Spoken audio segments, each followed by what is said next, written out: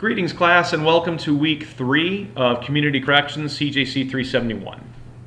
I'm going to send a separate email to you with some reflections on your week 2 submissions.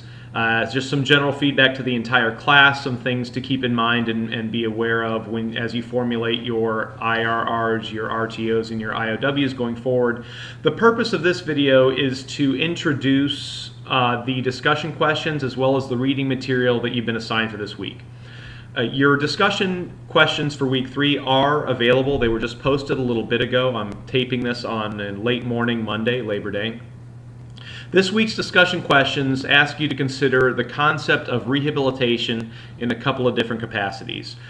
Specifically, rehabilitation as a guiding philosophy and rehabilitation as a correctional policy. Now, in the past, students have had what I think has been a difficult time differentiating between philosophy and policy. Think of these two things in terms of theory versus practice. When you think about rehabilitation as a guiding philosophy or guiding principles, that's another way that you might want to think about rehabilitation. What do we expect rehabilitation to do? What do we expect from rehabilitation? What are the goals of rehabilitation? What is our philosophy when it comes to rehabilitation? Now, you'll find out from the readings, specifically Chapter 7 from a book called Reaffirming Rehabilitation, written by Francis Cullen, an author you read for week 2 as well.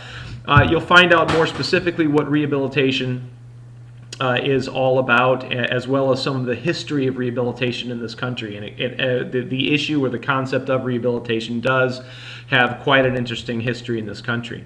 Now, when it comes to rehabilitation as a correctional policy, for that portion of the discussion question, I want you to think about what it would look like in practice. What sorts of things would our correctional system do if rehabilitation was, again, at the core of correctional policy? So, again, overall, keep in mind there's a difference between rehabilitation as guiding philosophy or guiding principles and rehabilitation as correctional policy or practice. And again, the two sort of guiding beacons there are theory versus practice.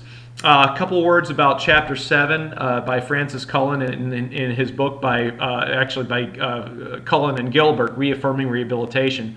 That book is considered quite a classic, a modern classic in the realm of corrections and correctional intervention. As you can probably tell from the title, Reaffirming Rehabilitation, the gist of the book is all about identifying the benefits of rehabilitation and what this country and correctional system has been through when it comes to believing in or implementing rehabilitation or not, as the case may be. Chapter 7 is one of the concluding chapters of the book, and is one that is quite valuable and should help you greatly answer this question. So please do the reading, do it thoroughly, and rely on the reading when identifying your answers to the to the discussion questions. Rehabilitation as philosophy, rehabilitation as policy. That's what I'm going to be focusing on when I read your responses. So good luck, enjoy the rest of this holiday weekend, and I hope things are going well.